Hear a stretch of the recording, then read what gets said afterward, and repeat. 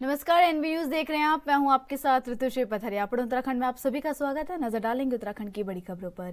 तकनीकी शिक्षा विभाग की ओर से सीएम कैंप कार्यालय में आयोजित नियुक्ति वितरण कार्यक्रम में उत्तराखंड के सीएम पुष्कर सिंह धामी ने शिरकत की, जहां उन्होंने अपने संबोधन में कहा कि हमारी सरकार का उद्देश्य प्रदेश के सूचना प्रौद्योगिकी क्षेत्र को विकसित करते हुए जनमानस की समस्याओं को पारदर्शिता पूर्ण निराकरण कर एक सुशासन देना है। इसमें न्यूनतम सरकार और अधिकतम शासन शामिल है। हमारे इस कार्य में तकनीकी शिक्षा विभाग महत्वपूर्ण भूमिका निभा सकता है। इसी के साथ ही हमारी सरकार नौजवानों के रोजगार के लिए नई रोजगार नीति को भी बनाने पर जोर दे रही है।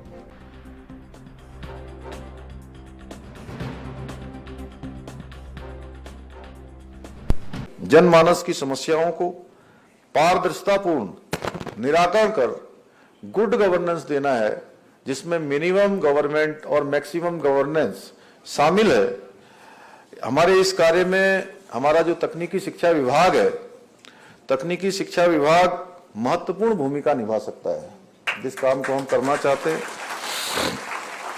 इसी के साथ साथ हमारी सरकार हमारे नौजवानों के रोजगार के लिए, हमारे नौनिहालों के रोजगार के लिए नई जो रोजगार नीति है उसको भी बनाने पर विचार कर रही है। हमारा उद्देश्य है आर्टिफिशियल इंटेलिजेंस, रक्षा उत्पाद, हिमालयी जैव विविधता, प्राकृतिक संसाधनों को बढ़ावा देने के साथ साथ स्टार्टअप, इनोवेशन आदि, जिसमें भी हमारे नई पीढ़ी, हमारे नौजवान भाई बहन काम कर रहे हैं, उन सभी को प्रोत्साहन देना, उनको आगे बढ़ाना, उनकी शुरुआत करवाना, ये हमारा उद्देश्य। आज जिन छात्र छात्राओं को नियुक्ति प्रमाण पत्र दिए गए हैं, उनके अंदर जो जोश मैं देख रहा हूं, जब यहां से कोई भी बात आपसे जुड़ी हुई, आपके संदर्भित है, तो आप सब लोग जिस प्रकार से यहाँ पर ताली बजा रहे हैं, क्लैपिंग कर रहे हैं, जिस प्रकार से आपके जोश एवं प्रतिभा मुझे यहां से परिलक्षित हो रही है, मुझे आशा है कि आप सब इसी जोश के साथ, इसी लगन एवं मेहनत, ज्ञान एवं स्किल के बल पर जिन कंपनियों ने आज आपको अपने यहाँ ये अवसर प्रदान किया है, आपको सिलेक्ट किया है, आपको प्लेसमेंट दिया है, उनकी अपेक्षाओं में खरा उतरेंगे। आप सब लोग खरे उतरेंगे और अपने पूरे मनोयोग से अपनी सेवाएं देने का काम करेंगे और आने वाली पीढ़ी के लिए भी एक नया मार्ग प्रशस्त करेंगे, अपने संस्थान के लिए भी। और जिन गुरुजनों ने, जिन संस्थान ने आपको ये यहाँ तक पहुंचाने का काम किया है, आपके माता पिता, मैं समझता हूं कि आप सबके काम से वह सब भी। लोगों को पर्यावरण के प्रति जागरूक करने के लिए हर साल 5 जून को विश्व पर्यावरण दिवस मनाया जाता है। उत्तराखंड में भी विश्व पर्यावरण दिवस को लेकर कई कार्यक्रमों का आयोजन किया गया। उत्तराखंड के राज्यपाल गुरमीत सिंह और मुख्यमंत्री पुष्कर सिंह धामी ने लोगों से अपील की कि वो सिंगल यूज प्लास्टिक का पूर्ण रूप से त्याग करें। वहीं मुख्यमंत्री पुष्कर सिंह धामी ने कहा कि उत्तराखंड ऐसा राज्य है जो अपने पर्यावरण का अत्यधिक ध्यान रखता है। हम यह सुनिश्चित करने के लिए हर संभव उपाय करते हैं कि प्लास्टिक का उपयोग न हो और हम अपने पर्यावरण को स्वच्छ रखने की कोशिश करते हैं। मुख्यमंत्री ने कहा कि उत्तराखंड पूरे देश और दुनिया को शुद्ध पर्यावरण और स्वच्छ पानी देने का काम करता है। उत्तराखंड की 70% जमीन पर आज जंगल है। उत्तराखंड के लोग अधिक से अधिक सचेत रहकर पर्यावरण को बचाने के लिए आगे आ रहे हैं।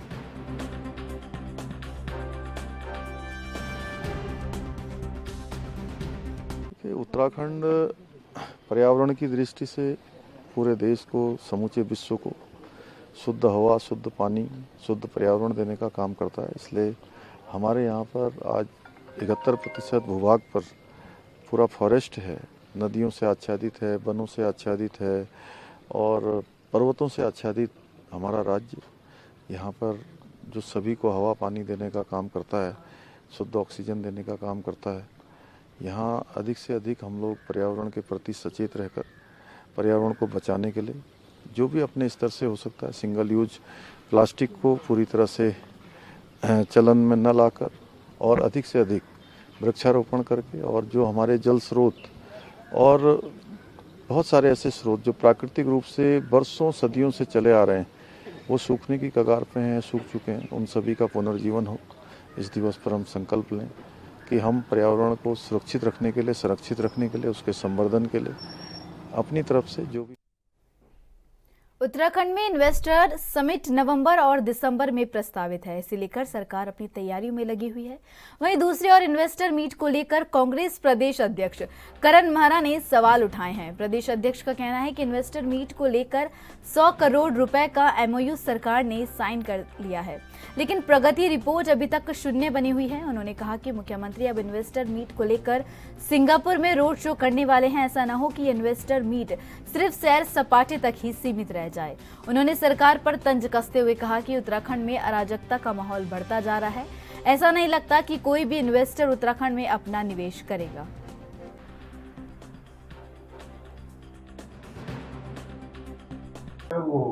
देखिए, इन्वेस्टर्स समिट जो रविंद्र जी ने किया था उसमें कुछ आए भी और कुछ नहीं भी आए। वो कोशिश थी और ये हर मुख्यमंत्री अपने यहाँ कोशिश करता है, लेकिन जो अब होने जा रहा है ये तो गजब हो रहा है। पहले तो मैकेंजी लाए इन्वेस्टर्स लाने के लिए, उनके साथ 100 करोड़ के आसपास का MOU भी कर लिया, लेकिन 6 महीने में प्रगति जो है शून्य है।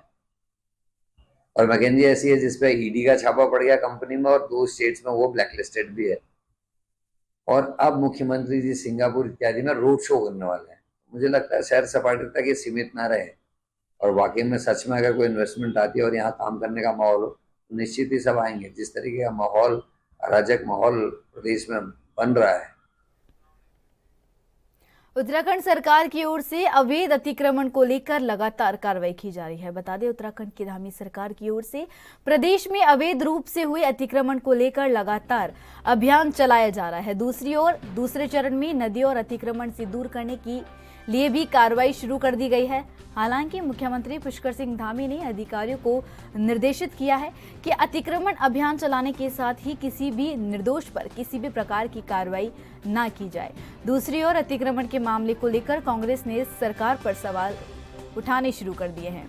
प्रदेश उपाध्यक्ष संगठन मथुरा दत्त जोशी का कहना है कि कांग्रेस पार्टी भी अतिक्रमण का विरोध करती है, लेकिन सरकार को चाहिए कि जिस जगह से अतिक्रमण हटाया जा रहा है, जिन लोगों के घर तोड़े गए हैं, उन्हें बसाने की कोई व्यवस्था की जाए। सरकार ने उनकी कोई व्यवस्था नहीं की है।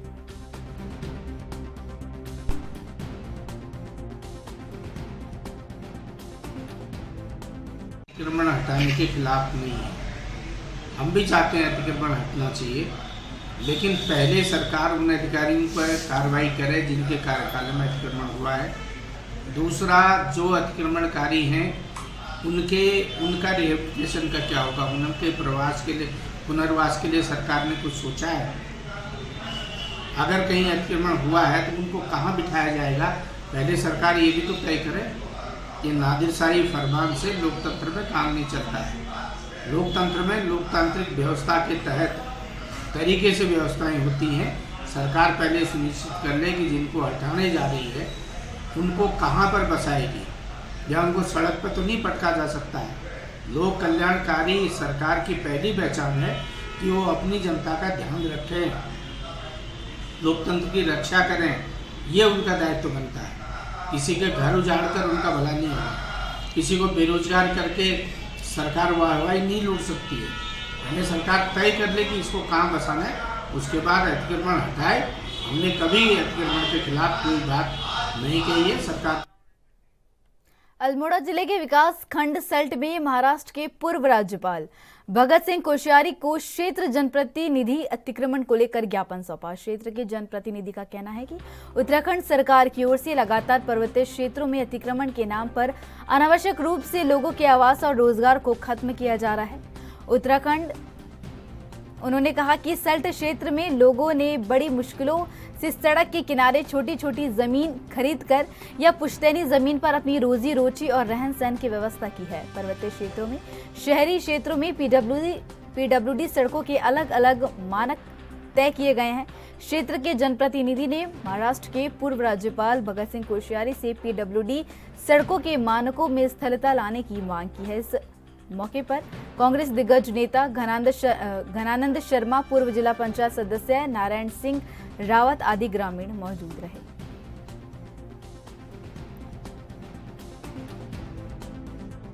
हमने माननीय महामहिम राज्यपाल पूर्व एस.एन. कोश्यारी जी को एक ज्ञापन दिया है कि जो सरकार द्वारा पूरा पर्वतीय क्षेत्रों में लोगों के बनाए हुए दुकान, रोजगार और आवासीय भवनों का जो बुलडोजर चलाने का एक सिलसिला जारी किया है, उसके खिलाफ हमने ज्ञापन दिया है कि जो सरकार पर्वतीय क्षेत्र और मैदानी क्षेत्रों में जो एक PWD के मानक है उनमें शिथिलता लाए, क्योंकि शहर की तरफ लोगों का भीड़ भाड़ ज़्यादा हो रहा है, लोग प्लान ज़्यादा कर रहे हैं नीचे की तरफ और पहाड़ खाली हो रही हैं। वही सड़कें जो है पहाड़ के मानकों में भी आपने वही लेके आए हैं। तो हमारा मानना है, हमारी मांग है कि तत्काल सरकार PWD के मानकों में शिथिलता लाए पर्वतीय क्षेत्रों में, यदि पहाड़ में लोगों को रहने देना है तो। और अगर पहाड़ में लोगों को नहीं रहना देना है तो लोगों के आवास उजाड़ो, दुकान छोड़ो, रोजगार खत्म करो और लोगों को पलायन के लिए मजबूर करने का जो सिलसिला है उसके खिलाफ हमने ज्ञापन दिया है। आश्वासन तो खैर उन्होंने कुछ नहीं दिया है, लेकिन ज्ञापन लिया है और हम उम्मीद और आशा कर सकते हैं कि उन्हीं का चेला ही कह सकते हैं कि माननीय पुष्कर सिंह धामी जी उनके मुख्यमंत्री हैं। तो उम्मीद है कि जरूर उनकी बात को वहाँ पे सुना जाएगा और निश्चित पर्वतीय क्षेत्रों के हितों में निर्णय लिया जाएगा, ये हम आशा उम्मीद कर सकते हैं। उधम सिंह नगर जनपद में सरकारी जमीन से हटाए जा रहे अतिक्रमण और बांटे गए नोटिस के विरोध में किच्छा के पूर्व विधायक राजेश शुक्ला की ओर से सैकड़ों स्थानीय लोगों के साथ मिलकर रुद्रपुर के विकास भवन में धरना प्रदर्शन किया गया। इस दौरान पूर्व विधायक राजेश शुक्ला की ओर से कहा गया कि अगर 30 से 40 वर्षों से बसे हुए लोगों को जिला प्रशासन की ओर से उजाड़ा जाएगा तो इससे पहले उनको बसाने की व्यवस्था की जाए ताकि उनके सामने रहने की दिक्कत न आए। इस दौरान पूर्व विधायक राजेश शुक्ला ने उधम सिंह नगर जिले के मुख्य विकास अधिकारी विशाल मिश्रा से मुलाकात की और उनको समस्याओं से अवगत करवाया।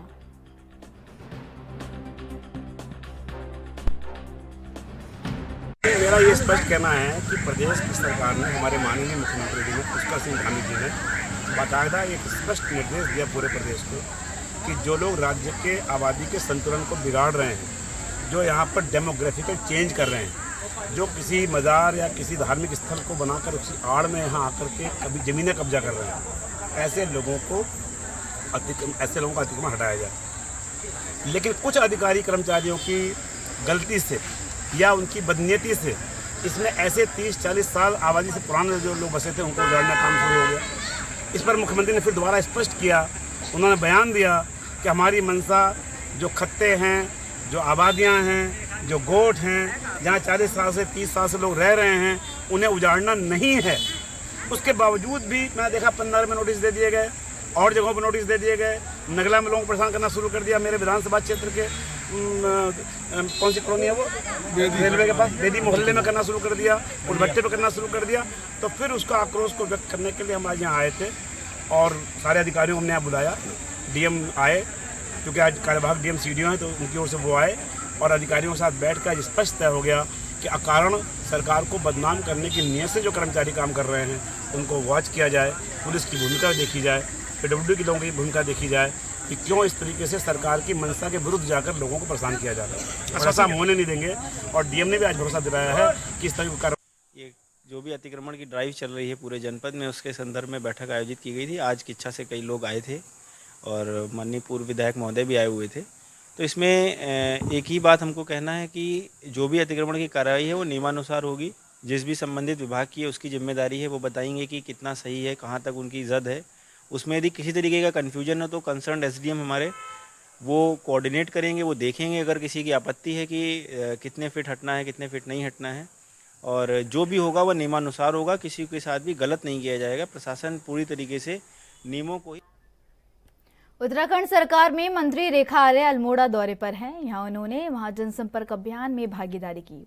इस मौके पर उन्होंने मीडिया से बातचीत करते हुए कहा कि प्रदेश सरकार की ओर से गरीबों को लेकर पूरे प्रदेश में अनेक योजनाएं चलाई जा रही है और आने वाले समय में गरीब परिवारों को हर प्रकार की योजनाओं का लाभ मिल सके, इसके लिए सरकार लगातार कार्य कर रही है।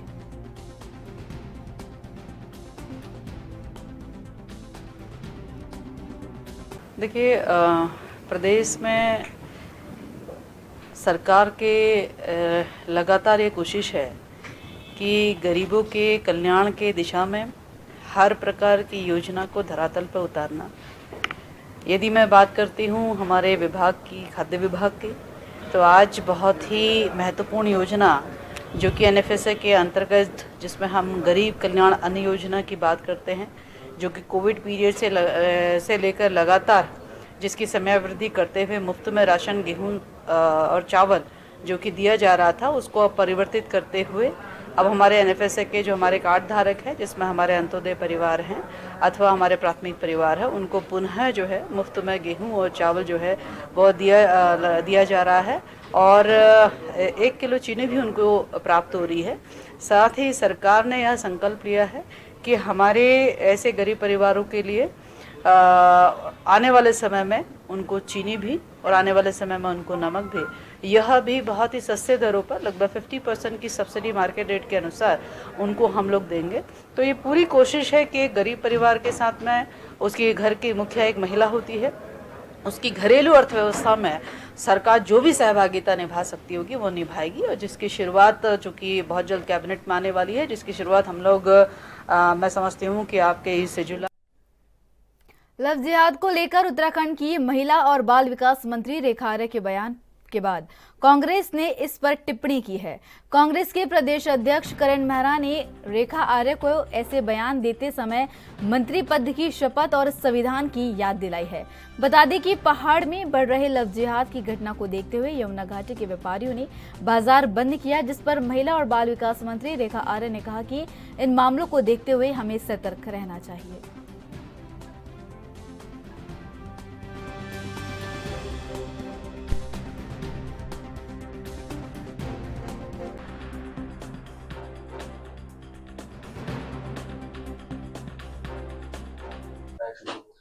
देखिए, मुझे लगता है कि उत्तराखंड एक देवभूमि है और इस देवभूमि को कुछ लोग जो है कलंकित करना चाहते हैं और कुछ लोग अपनी गलत मंशा के साथ में गलत आचरण को अपनाते हुए देवभूमि के आचरण के विपरीत आचरण को अपना रहे हैं। मुझे लगता है कि हम लोगों को ही सजग होना चाहिए, हम उत्तराखंडियों को ही सजग हो जाना चाहिए और खासकर बेटियों से तो मैं ये कहूंगी कि यदि आपने द केरला स्टोरी नहीं देखी है तो प्लीज उसको देखने का काम करें।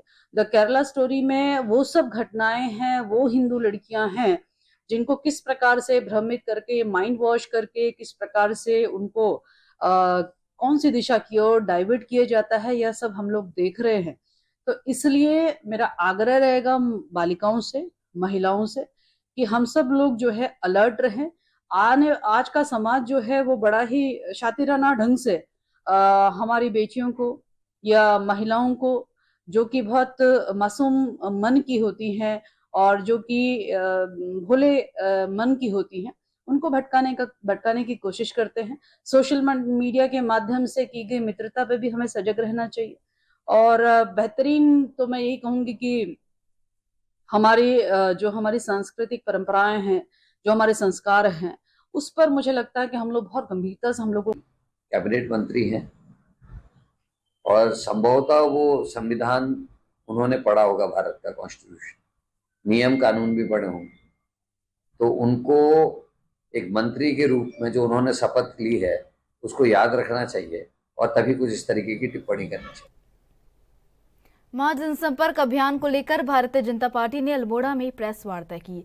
महाजनसंपर्क अभियान के प्रदेश प्रभारी अश्विनी त्यागी के साथ प्रेस वार्ता में सांसद अजय टम्टा, कैबिनेट मंत्री रेखा आर्य, विधायक जागेश्वर मोहन सिंह मेहरा और पूर्व विधायक कैलाश शर्मा मौजूद रहे। प्रेस वार्ता के दौरान अश्विनी त्यागी ने मोदी सरकार के विकास कार्य को गिनाते हुए कहा कि 2014 में मोदी सरकार के आने के बाद घर घर शौचालय, सिलेंडर और विकास पहुंचा। उन्होंने कहा कि मोदी सरकार के इन विकास कार्यों को महासंपर्क अभियान के जरिए घर घर जाकर लोगों को जानकारी दी जाएगी।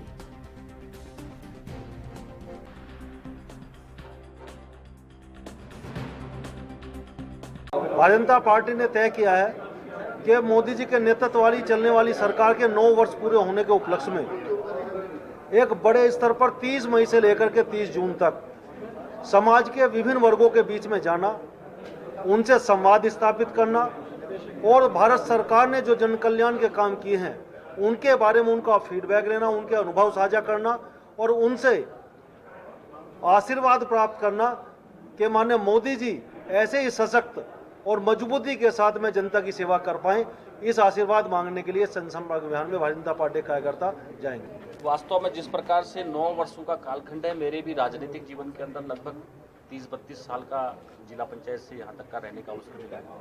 बहुत सारी सरकारों को हमने देखा है।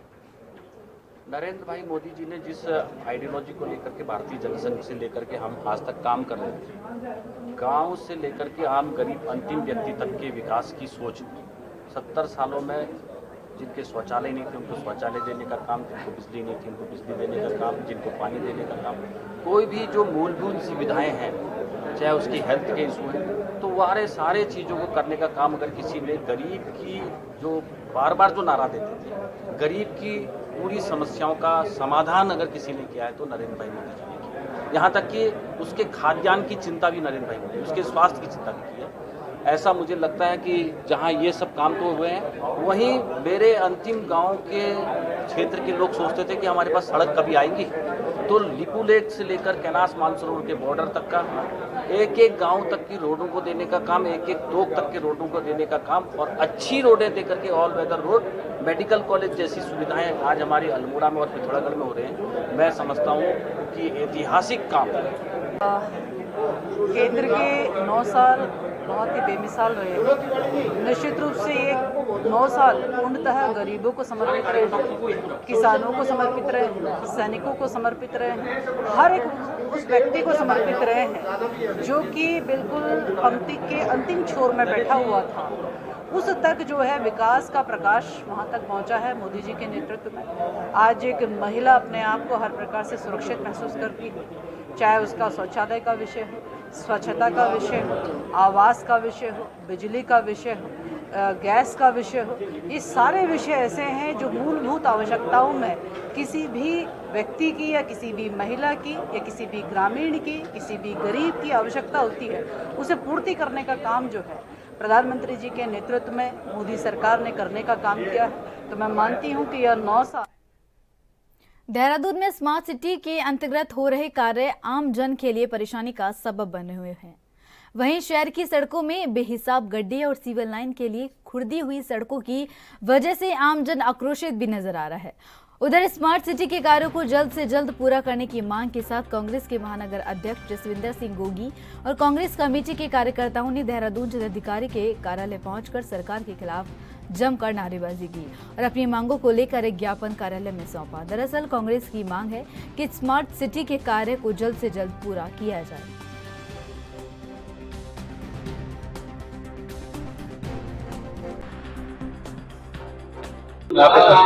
देखिए, सरकार प्रशासन एक ही चीज है। प्रशासन जो है सरकार के कहने पे काम कर रहा है।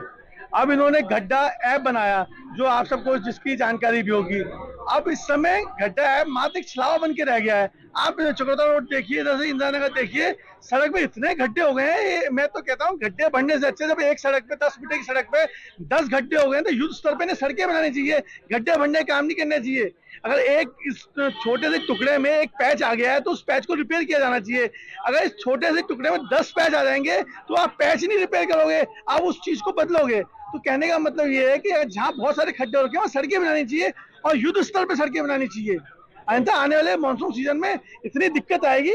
और उत्तराखंड में एक बार फिर मंदिरों में मर्यादा बनाए रखने की चर्चा जोरों पर होने लगी है।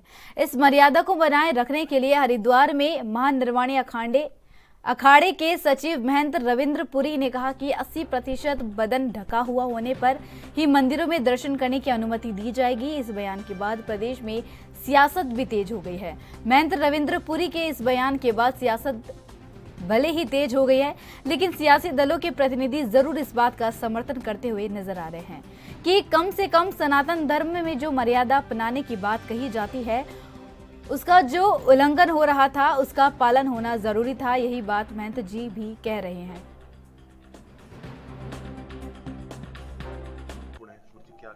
भारत के अनेकों मंदिरों में ये परंपरा रही है और आज भी दक्षिण भारत से लेकर के मध्य भारत, महाराष्ट्र आदि राज्य में अभी पिछले दिनों ये हुआ है। आजकल जो समाज में एक प्रचलन चल रहा है उस पर सचेत रहने की आवश्यकता है। तो इसके लिए मैंने आने वाले श्रद्धालुओं से अपील की है कि जो माताएं बहनें अपने परिवार के साथ में युवा अवस्था की कन्याएं जो आती हैं उनके जो वस्त्रों का पहनावा है वो थोड़ा ठीक होना चाहिए। तो उसके लिए ये कहा गया। कई बार ऐसे वस्त्र पहन करके कई बार ऐसी आपत्तिजनक स्थितियाँ दिखती हैं, समाज में उससे एक अलग ढंग का संदेश जाता है। तो उसके लिए हमने एक पहल की है और लोगों से अपील किया है कि जो भी गार्जियन या उनके माता पिता या परिवार के लोग साथ में आते हैं उनको समझाएं। युवावस्था के बच्चे जो हैं वो जल्दी हर प्रकार की बुराई की तरफ आकर्षित होते हैं, तो इस पर अंकुश लगना आवश्यक है और उनको ये सुझाव दिया गया है। पहले भी कई बार इस बात को हमने कहा, लेकिन थोड़ा मीडिया, क्योंकि आज के संसाधनों में सबसे अच्छा साधन है जनता से अपील करने का, तो आप हमारा कांवड़ मेला आ रहा है अभी हरिद्वार में, तो उसको देखते हुए ये एक अपील जारी की गई है। क्योंकि मंदिर में किसी प्रकार की अव्यवस्था ना हो, वहाँ जो साधु या ब्राह्मण पुजारी रहते हैं उनके साथ कोई इस प्रकार की स्थिति ना आए। कई बार बड़ा धर्म संकट खड़ा हो जाता है, तो उसके लिए हमने एक अपील किया है कि जो कम से कम युवावस्था की महिलाएं कन्याएं हैं वो 80% अपना शरीर उनका ढका रहना चाहिए। इस प्रकार के वस्त्रों का प्रदर्शन नहीं हो जिससे समाज में कोई गलत संदेश जाए। बिल्कुल स्वागत योग्य फैसला है। मैं पूरे सम्मान के साथ कहना चाहती हूँ कि हमारी पीढ़ियों को, हमारे समाज के लोगों को, महिलाओं को, हमारे बेटों को ये पता होना चाहिए कि हर जगह का अपना एक डेकोरम होता है, हर जगह की अपनी एक गरिमा होती है। यदि हम उसी हिसाब से परिधान पहने तब तो हम मैच्योर समाज कहलाएंगे। आप डिस्को में, आप पब में, आप पार्टीज में, आप शादियों में, आप शॉपिंग में कुछ भी पहने, किसी को कोई लेना देना नहीं है, हम लोकतंत्र में हैं। लेकिन जब आप हमारे धार्मिक स्थलों पर जाएं तो किसी की भावनाएं आहत ना हो। हमारे पूजनीय देवी देवता, आराध्य देवी देवताओं के सामने जब आप जाएं तो पूरे सम्मान के साथ जाएं और उसी परिधान में जाएं जो हमारी परंपरा है, हमारी संस्कृति सभ्यता है। तभी मुझे लगता है कि मेरे साथ उत्तराखंड की बड़ी खबरों में बस इतना ही। देश विदेश की तमाम और अहम बड़ी खबरों के लिए देखते रहिए ANB न्यूज़। नमस्कार।